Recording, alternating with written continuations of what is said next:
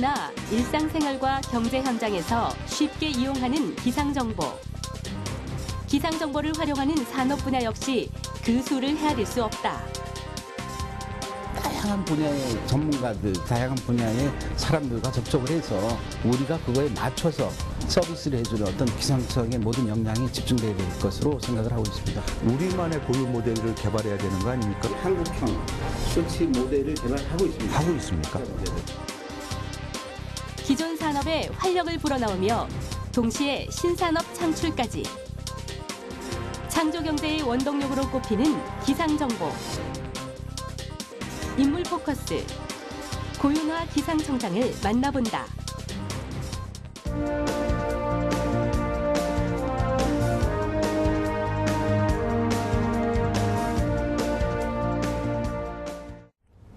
네, 날씨 정보는 이제 우리 생활에서 뗄래야 뗄 수 없는 필수 요소가 돼가고 있습니다.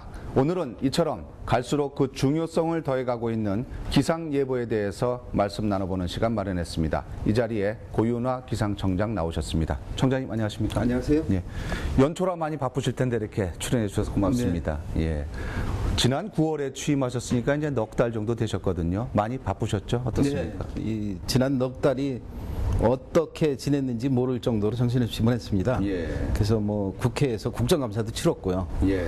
또 환경노동이라든지 뭐 예산결산위원회 등에 네. 참석해서 또 국회 업무를 보는데 많은 시간을 보냈고 또 우리 지방에 그 지방 조직이 많이 있습니다. 예. 그래서 지방청이라든지 지방기상대 또 국가태풍센터, 국가위성센터 뭐 이런 등등을 방문하면서 직원들하고 많은 대화를 나누고 애로사항 청취해서 또 어떻게 또 개선해 나가야 될 건지 그런 부분들을 파악하느라 많은 시간을 보냈습니다. 이제 기상 예보가 이제 아시다시피 이제 쉽게 얘기해서 하늘이 하는 일을 인간이 예측하는 거 어려운 분야 아니겠습니까? 뭐 지금 많이 우리 정확도가 높아져 있는데 간혹가다 그래도 일기예보가 틀려서 아쉬움을 내는 그런 목소리들이 있거든요. 그렇습니다. 그래서 예. 이제 이 기상 날씨 정보 자료가 여러 가지 요소가 있겠습니다만은 뭐 강우라든지 적설이라든지 뭐 안개라든지 네. 뭐 이런 등등의 요소들이 있는데 그 중에서 아마 이 강우 부분은 뭐 예보 정확도가 많이 높아졌는데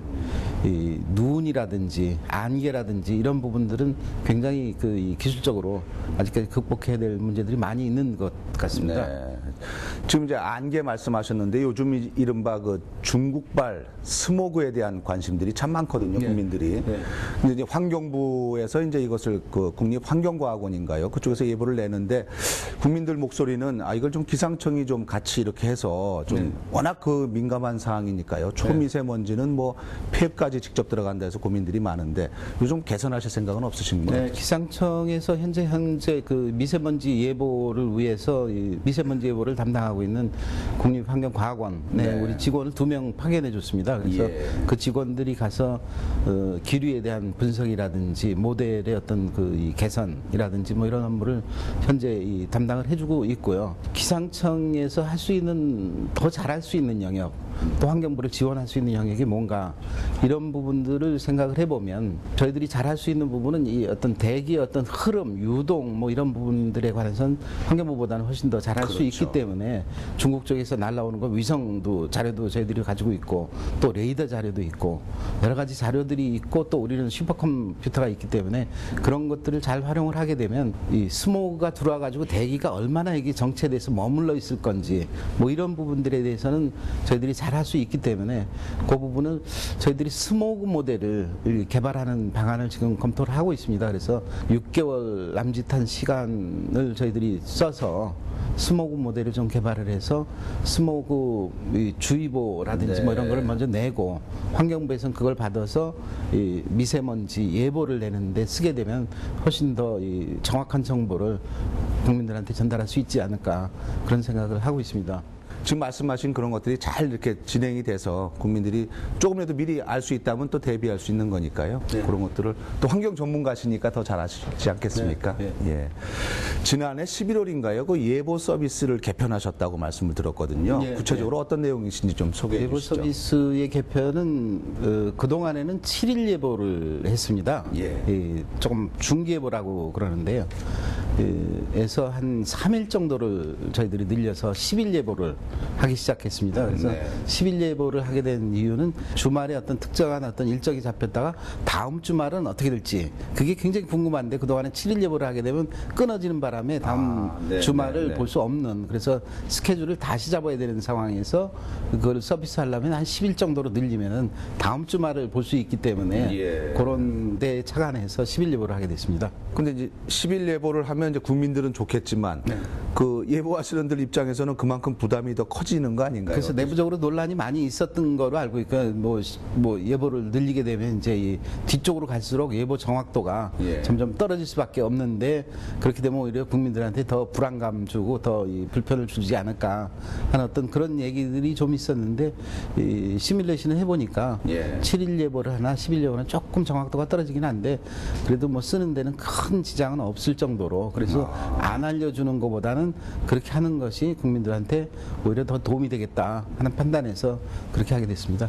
제가 듣기로는 기상에 관한 한 우리나라가 선진국 수준에 있거나 일부 부분은 선진국을 능가하는 그런 수준에 있다고 들었는데 그 핵심 전력 중에 하나는 물론 예보관분들의 그 아주 고도의 노하우와 경험도 있겠지만은 슈퍼컴퓨터라는 그런 장비도 무시할 수 없는 거 아니겠습니까? 네, 그렇습니다. 그래서 슈퍼컴이 들어오고 난 다음에 저희들이 이제 수치 모델이라는 거를 수치 모델이요? 네, 수치 모델이라는 거를 물론 그 이전에도 돌렸습니다만 그 이전 모델보다는 훨씬 더 성능이 좋은 모델을 돌릴 수 있는 이 준비가 돼 있고요. 그래서 그런 부분들을 활용해서 이 예보 정확도가 더 좋아지지 않았나 이런 생각을 가지고 있고요. 국민들은 뭐 슈퍼컴을 사줬는데 왜 예보가 틀리냐 뭐 이렇게 하는데 슈퍼컴이 문제가 아니라 슈퍼컴에 들어가는 자료가 문제입니다. 그래서 슈퍼컴에 들어가는 어떤 관측 자료라든지 뭐 예를 들면 위성 자료라든지 레이더 자료라든지 뭐 AWS 자료라든지 뭐 이런 자료들이 정확하고 뭐 이런 자료들이 들어가야지만이 이 성능이 향상될 수 있지.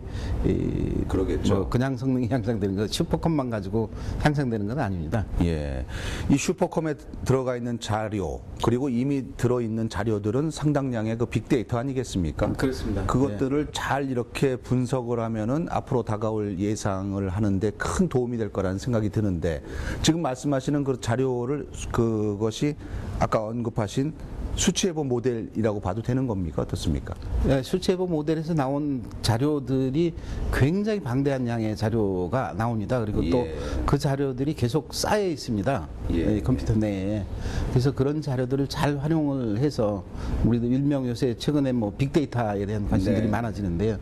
그 빅데이터를 이용해서 각계각층에서 이 농업 부문이라든지 어업 부문이든 제조업 부문이든 그다음에 교통, 뭐 물류, 레저 관광, 뭐 스포츠, 뭐 이런 등등에서 굉장히 유용하게 쓸 수 있는 어떤 그 정보입니다. 그래서 그런 부분들을 어떻게 하면 좀 더 잘 활용이 될 수 있을지 막상 쓰고자 하는 수요자들은 어떠한 정보를 우리가 가지고 있는지를 잘 모르고 우리는 또 그 사람들이 어떤 자료를 필요로 하는지를 잘 모르기 때문에 이게 엇박자가 안 합니다. 그래서 그거를 앞으로 뭐 빅데이터를 활용하기 위해서 다양한 분야의 전문가들, 다양한 분야의 사람들과 접촉을 해서 그분들의 얘기를 듣고 우리가 그거에 맞춰서 서비스를 해주는 어떤 그런 쪽으로 기상청의 모든 역량이 집중돼야 될 것으로 생각을 하고 있습니다. 근데 청장님 아시다시피 우리나라는 또 삼면이 바다고 국토의 70%가량이 또 산악지대고 그러니까 수치예보 모델이 있더라도 선진국 것을 쓸 수 있는 것이 아니라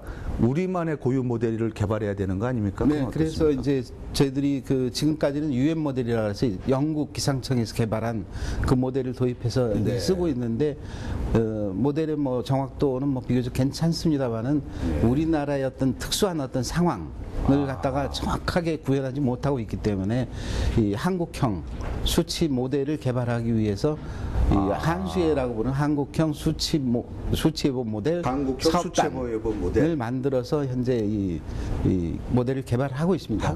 독자 모델을. 1900년대 초 인간은 수치 예보에 관한 연구를 시작했고 이후 100년이 넘는 노력 끝에 첨단 장비와 학문, 시설로 지구의 기상을 한눈에 관측하고 분석해 미래 기상까지 예측 가능한 수치 예보 모델이 개발됐다. 수치 예보란 현재 날씨를 구성하는 기온, 기압, 습도, 바람 등의 기상 관측 값을 슈퍼컴퓨터에 입력해 미래의 날씨를 예측하는 기술이다. 수치 예보는 전 세계 약 11만 개의 기상 관측 장비들이 세밀하게 관측해 통신망에 모여진다. 이후 기상 예보의 정확도와 해상도 측정을 위해 슈퍼컴퓨터가 사용된다. 슈퍼컴퓨터에 사용되는 계산 프로그램이 바로 수치 예보 모델이다. 즉, 기상 예보의 정확도 향상을 위해서는 수치 예보 모델의 정확도 향상이 바탕이 돼야 한다. 현재 우리나라는 세계 2위의 성능을 가진 영국에서 개발된 수치 예보 모델을 활용하고 있으며 예보 정확도도 많이 향상되었다. 그러나 외국에서 개발된 기상 예측 프로그램들은 궁극적으로 자국의 기상 상황을 가장 잘 예측하도록 설계가 돼 있다. 그렇기 때문에 우리나라 지형과 기상 특성을 반영한 우리만의 예측 프로그램이 필요하다.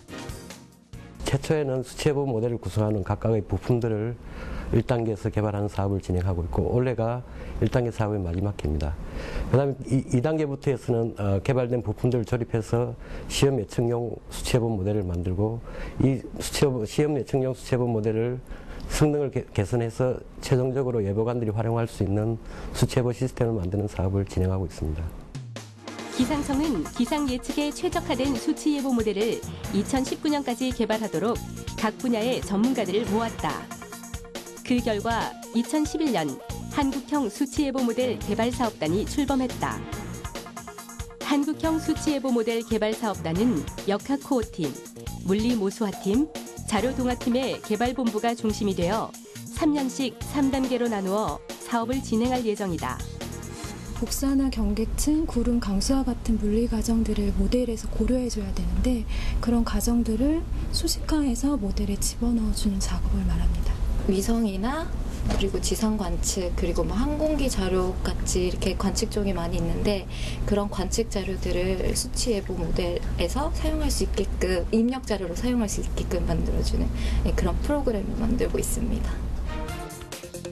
역학코어팀은 지구 대기를 바둑판 모양으로 나눈 후 일정 지역을 지정해 3차원적인 형태로서 대기의 움직임을 예측하고 수식화해 모델에 넣어준다.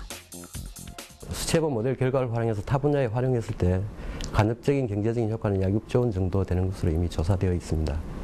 또한 직접 국민들에게는 정확한 예보를 제공함으로써 재산상이나 생활에 큰 도움이 될 것으로 예상하고 있습니다. 기상 예보는 일상생활부터 국방, 에너지, 항공, 유통 등 사회 전반에 많은 편익을 제공한다. 그런 만큼 사업단은 독자적인 한국형 수치예보 모델 개발을 위해 노력하고 있다. 기상이 강한 나라, 기상선진국 코리아를 위해 과학적이고 정교한 한국형 수치예보 모델이 그 미래를 만들어 나간다.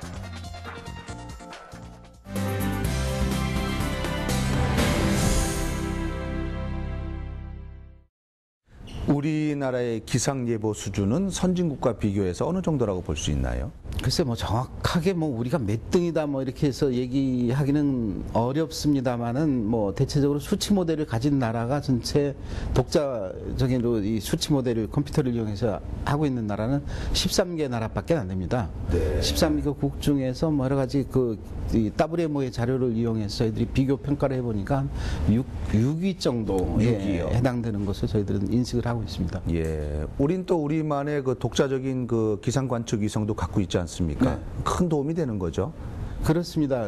그래서 천리안 위성을 갖다가 지금 그 자료를 쓰고 있는데 지금 후속 위성을 지금 개발을 하고 있는데 2018년도에 이제 쏴 올릴 예정입니다.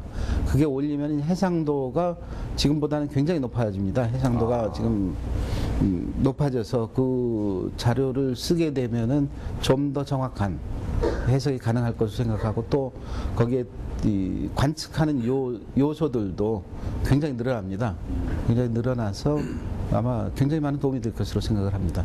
지금 이제 방송을 위해서 이곳 기상청에 와 보니까 그 예전에 비해서 참 우리 기상청의 위상이 많이 높아졌다라는 걸 전 몸으로 느낄 것 같습니다. 그래서 이런 높아진 위상을 바탕으로 얼마 전에 아시아 3개국에 우리 기술을 전수하셨다고 했는데 어떤 내용이신지 좀 소개해 주시죠. 그래서 그 나라들은 필리핀하고 이 방글라데시하고 스리랑카 예. 그 기상 관련 공무원들을 예. 저희들이 초청을 해서 우리나라 가지고 있는 어떤 ICT 기술, 기상과 예. 접목된 특화된 그 ICT 기술을 교육시키고 뭐 그 사람들이 그걸 가지고 그 나라로 돌아가서 뭐 아마 잘 활용을 할 수 있을 것으로 그렇게 생각합니다. 지속적으로 또 계속 이렇게 또 그렇습니다. 그 유지해주고 이외에도 해줘야죠. 우리나라의 어떤 그 기상 기술을 전수받고자 하는 어떤 그런 나라들이 굉장히 많이 있습니다. 예를 들면 콜롬비아라든지 카타르라든지 뭐 이런 중동 국가들도 관심을 많이 가지고 있고요. 그렇습니다. 기상 예보는 아시다시피 각 나라의 그 관측 데이터들이 모여져서 그 서로 국경 없이 이 데이터를 공유해야 정확한 예보가 나오는 거니까 각국과의 협력이 어느 그 분야보다도 중요한 그런 분야가 아닌가 하는 생각입니다. 그걸 WMO라 그러죠. 세계 기상기구에서. 예. 우리나라가 그 세계 기상기구에서 굉장히 위상이 높다고 들었거든요. 이쪽은 굉장히 그야말로 이 자료의 공유 체계가 그렇죠. 굉장히 잘 돼 있는 데더라고요. 그래서 이 WMO를 통한 어떤 다자 협력 또 이 양자 협력 뭐 베트남이든 필리핀이든 뭐 이런 인도네시아든 뭐 이런 나라들과의 어떤 양자 협력 체계를 잘 갖춰서 우리나라의 어떤 우수한 어떤 그 기상 기술을 전수돼주고 그거를 통해서 뭐 우리나라의 기상 산업이 뭐 해외로 진출할 수 있는 어떤 그런 기회도 될 수 있을 것 같고 그래서 그런 쪽으로 많이 노력을 하고 있습니다. 요즘은 보면은 이 날씨 어플이라 그래서 이 스마트폰에 날씨 앱을 깔아서 보는 젊은 분들, 나이 드신 분들도 많거든요. 이제 그만큼 이제 날씨 정보가 우리 생활 속에서 이제 자기만의 맞춤 정보를 보기 원하는 사람들이 많은데 그런 면에서 또 뭐 민간 기상 사업 같은 것도 많이 도움이 되고 있는 거죠. 그렇죠. 현재 그 기상 사업자들이 서비스하는 영역이 조금 아직까지 많이 초기 단계라 취약합니다. 그리고 또 공공 서비스 부분을 너무 확대를 하게 되면 민간 사업자들이 육성되지 못하는 그런 문제들이 있어서 그 문제를 공공 서비스 분야와 민간 서비스 분야를 어떻게 적절하게 조화를 할 건지 또 공공 서비스를 뭐 꼭 필요로 하는 그 뭐 예를 들어서 그 서비스에 대해서 서비스 이용료를 갖다 지불할 수 없는 취약계층들이 많이 있거든요. 독거노인이라든지 뭐 이 장애인이라든지 뭐 이런 분들에 대해서는 공공에서 서비스를 하고 또 이 비즈니스 영역에서 뭐 이렇게 하는 부분은 또 기상 사업자들이 저희들의 정보를 받아서 잘 가공을 해서 이 사업자들한테 유용한 어떤 비즈니스 정보로 활용이 될 수 있도록 하는 어떤 그런 역할을 이 기상청에서 해야 될 것으로 생각을 하고 있습니다. 그래서 그런 쪽을 확대하는데 모든 역량을 집중할 계획으로 있습니다. 뭐 지금도 이제 한겨울입니다만은 이 지구 온난화 때문에 여러 군데에서 뭐 해수면 상승이라든가 뭐 눈이 녹는다, 빙하가 녹는다 여러 걱정들이 많거든요. 거기서 우리 뭐 계절적인 이런 특성이 변하고 있다는 얘기까지 나타나고 있거든요. 지구 온난화에 대비하는 기상청의 노력은 어떤 게 있을까요? 그래서 저희들이 뭐 일단 뭐 기후변화의 어떤 시나리오를 분석해서 내는 앞으로 2100년까지 우리의 기후가 어떻게 변할 건지 뭐 이런 부분에 대해서 뭐 그 모델을 돌려서 이 생산을 하고 있고요. 그거를 이제 각 정부 관서라든지 그걸 필요로 하는 연구소라든지 일반 국민들한테 이제 전달을 하는 역할을 뭐 주된 업무로 하고 있습니다만 앞으로 뭐 이 기후변화가 되게 되면 뭐 해수면도 상승하지만 또 그에 따른 이상 기상 현상, 태풍이라든지 혹한이라든지 혹서라든지 뭐 폭염, 열대야 뭐 등등 수많은 어떤 이 위험 기상적인 요소들이 많이 우려가 됩니다. 그래서 그런 부분들에 대해서 잘 대비할 수 있도록 그런 거를 잘 예측을 해서 저희들이 정보를 뭐 계절적인 어떤 정보도 제공을 하고 있고. 또 아주 롱텀으로 뭐 그런 자료들도 제공을 합니다만은 거기에서 국내에서 각 정부 부처들이 적응 대책을 잘 세울 수 있도록 하는 재난에 대비하고 또 어떤 변화되는 어떤 그 기후에 적응할 수 있도록 대책 그리고 또 이 온실가스를 어떻게 줄이는 쪽에서도 네. 이 아까 뭐 태양광이라든지 풍력이라든지 뭐 자원과 관련된 그런 문제를 말씀드렸습니다. 에너지 관련된 그런 부분에서도 이 잘 대책이 수립될 수 있도록 날씨 정보가 잘 활용될 수 있도록 그런 쪽에 노력을 많이 하고 있습니다.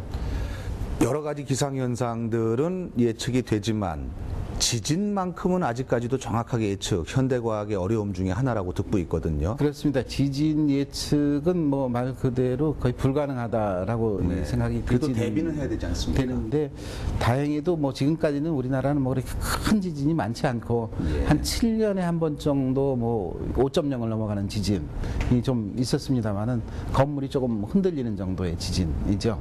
약간 뭐 금도 가고 그런 정도의 지진은 7년에 한 번 정도인데 최근 들어가지고 이쪽 서해안 지역에서 보령 앞바다라든지 네. 백령도라든지 이런 데서 늘고 있잖아요. 자잘자잘한 지진들이 뭐 진도 한 2.0 정도 내외의 그 지진들이 많이 발생을 하고 있어서 예의주시를 하고 있는데 그래서 그런 부분들과 관련해서 뭐 예를 들면 활성 단층이라든지 네. 지질 구조를 정확하게 파악을 해야 되기 때문에 그런 연구도 내년도에 좀 대폭 강화를 할 예정으로 있고요. 또 지진 감시망을 잘 깔아서 지진이 났을 경우에 또 잘 대비할 수 있도록 하는 것이 얼마나큼 빠른 시간 내에 전파할 수 있게 하느냐. 그래서 조기경보 시스템을 또 개발해서 저희들이 서비스할 예정으로 있습니다.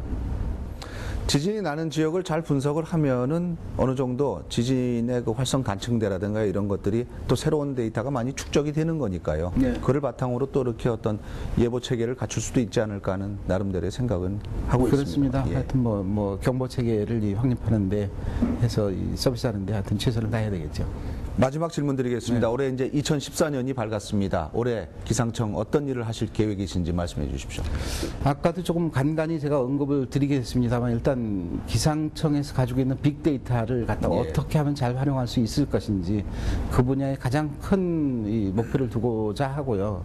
그렇게 하기 위해서는 아까 말씀드린 대로 이 여러 외부에 있는 어떤 기상청에는 기상 전문가밖에 없습니다. 예. 이게 문제거든요. 그래서 기상 자료는 잘 이해를 할 수 있지만 다른 분야, 농업 분야든 어업 분야든 무슨 뭐 제조업 분야든 뭐 네. 이런 분야, 다른 분야들 환경 분야든 이게 잘 이해하지 못합니다. 그래서 다른 분야들하고 이 접촉을 강화를 해서 전문가들과의 소통, 대화를 통해서 뭐 빅데이터를 잘 활용할 수 있는 방법을 저희들이 잘 개발을 해내고요. 그거가 가장 큰 업무 중에 하나일 거라고 생각을 하고 또 하나는 이제 이 아까 또 언급을 드렸습니다만 예. 이제 이 환경과 기상이 별개 문제가 아니거든요. 그 스모그 문제라든지 이런 거는 환경 문제와 기상 문제가 복합적인 현상이기 때문에 이 복합적인 현상을 잘 해석해서 스모그가 왜 일어나는지 뭐 얼마나 이게 지속이 될 것인지 분석하고 해석해서 국민들한테 빨리 알려주고 환경부라든지 이런 데서 좀 잘 대처할 수 있게 하는 어떤 그런 중요한 역할을 해야 되는데 그것도 역시 뭐 이 전문가들이 좀 부족합니다. 그래서 전문가들을 좀 충원해서 환경, 기상, 뭐 대기 분야뿐만 아니라 또 수질오염 문제도 또 기상 문제와 또 결부되어 있고 그래서 환경 분야와 이 결부된 어떤 환경 기상 쪽을 대폭 좀 강화를 하고 또 이 기상청의 조직이 그동안에 쭉 예보를 중심으로 해서 예. 이 예보를 서포트하고 하는 어떤 그런 중심으로 해서 왔는데 이 예보가 아니라 아까 빅데이터라든지 환경기사라든지 이런 부분을 뭐 활용을 하기 넓히기 위해서는 여러 가지 또 다른 영역의 어떤 그렇죠. 이 조직에 대한 진단 해서 좀 미래를 대비하는 어떤 그 기상청이 될 수 있도록 이 본청과 지방청과 기상대 또 각 센터들 위성센터, 태풍센터, 뭐 레이더센터 뭐 등등 이런 센터들과 어떻게 유기적인 어떤 그 협조 체계를 이렇게 만들 수 있는지 그렇게 해서 최대한도로 이 가지고 있는 이 자원을 최대한도로 이 적재적소에 잘 활용을 해서 이 기상청이 국민으로부터 뭐 이 네. 존경받고 또 국민의 재산을 지키고 뭐 이 안전을 책임지는 건강을 책임지는 그런 기상청이 될 수 있도록 그렇게 노력할 생각입니다. 이 빅데이터가 이제 우리 옛말로 하면은 이제 온고이 지신이 되지 않나 싶습니다. 결국 구슬이 서말이어도 껴야 보배인데 이 엄청난 양의 데이터들을 잘 이렇게 엮으셔서 우리 국민들이 쓸 수 있는 좋은 아웃풋을 좋은 결과물을 만들어내시기를 부탁드리겠습니다. 오늘 장시간 감사합니다. 네, 고맙습니다.